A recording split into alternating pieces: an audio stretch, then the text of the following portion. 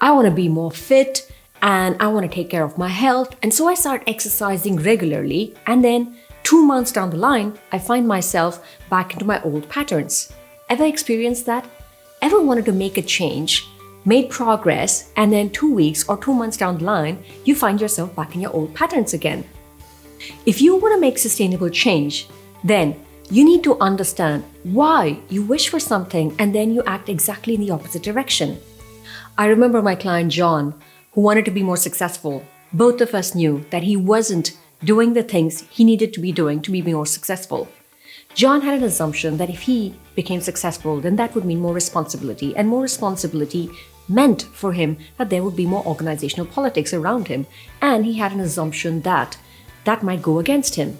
And so you see why John wasn't doing the things that he needed to do to be more successful. The stories we tell ourselves and the stories we make up in our brain take us away from the goals that we want to achieve. The story of John is similar to so many people. We want one thing and then we do exactly the opposite thing. So are you aware of your assumptions? Because exploring them is the first step to making change. Becoming aware of the stories we tell ourselves that take us away and make us do exactly the opposite things is the first step actually to making change. And there are different ways in which you can become aware of these kind of thoughts and stories that you have. Because when you become aware of your assumptions, then you have a choice to actually shift them.